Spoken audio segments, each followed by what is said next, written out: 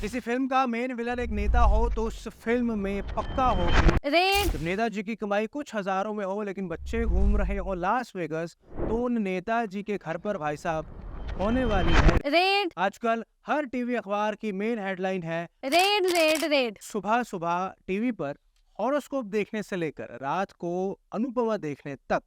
बहुत सी ऐसी हेडलाइंस हैं जो आपके सामने आती है जिनमें एक चीज बड़ी कॉमन रहती है। वो चीज कॉमन क्या है? वो है रेड और उसके साथ साथ है ईडी। लेकिन ये ईडी आजकल बहुत ट्रेंड में है, फैशन में है।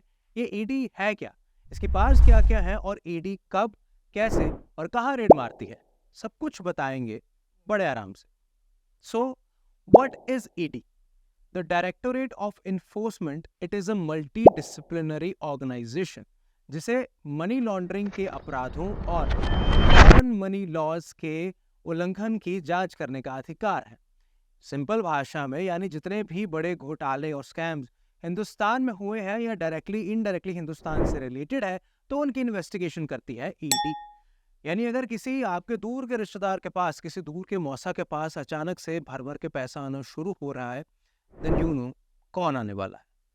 अब इससे पहले कि आप भाई साहब अपने उस दूर के मौसा पर अचानक से रेड डलवा दो, ये जानना जरूरी है कि ईडी की हिस्ट्री क्या है। ईडी की हिस्ट्री थोड़ी बहुत जान लेते हैं। सो 1 मई 1956 को पैदा हुआ enforcement unit under the department of economic affairs, जिसके हिंदुस्तान में 2 ब्रांचेस थी, कैलकाटा और बॉम्बे।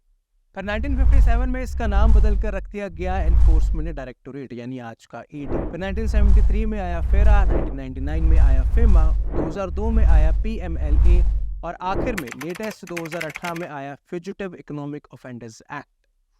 बाउंसर गया, कोई बात नहीं। हिस्ट्री सिर्फ आपको इसलिए बताई जा रही है ताकि आप लोग ये समझ सकें कि जिस तरीके से लॉज बदले जा रहे हैं, क्योंकि लॉज बदलने के पीछे कारण है क्रिमिनल्स भी इवॉल्व हो रहे हैं, इससे टाइम के साथ साथ लॉज इम्प्लीमेंट किए वो भी नए तरीके से। तो कौन से लॉज है जिनकी प्रोटेक्शन करता है इन्फोर्समेंट डायरेक्टोरेट? पहला, फेमा यानी foreign exchange management act. Ideally government तो ये चाहती है कि इंडिया का जितना भी एक्सपोर्ट है बाहर हो ताकि हम डॉलर्स में डील कर सके, इंडिया में फॉरेन करेंसी आ सके। अब ये एक्ट ये देखता है अगर कोई भाई साहब इंडिया में बहुत सारा पैसा कमा रहे हैं लेकिन गलत तरीके से पैसा भेज रहे हैं दूसरी कंट्रीज में जिससे फॉरेन करेंसी मैनिपुलेट होती है, तो ईडी इस चीज पर ध्यान रखती है। दूसरा, पीएमएलए यानी prevention of money laundering act. Black पैसे को, ब्लैक मनी को वाइट करके पैसा बनाया तो इसे आसान लैंग्वेज में कहते हैं मनी लॉन्ड्रिंग, और ईडी इसी मनी लॉन्ड्रिंग को रोकने का काम करती है, जिससे भाई साहब अगर पकड़े गए ना तो बेटा घर जायदाद गर्लफ्रेंड रिश्तेदार सब जाएंगे। तीसरा है जो लेटेस्ट है फ्यूजिटिव इकोनॉमिक ऑफेंडर्स एक्ट यानी FEOA।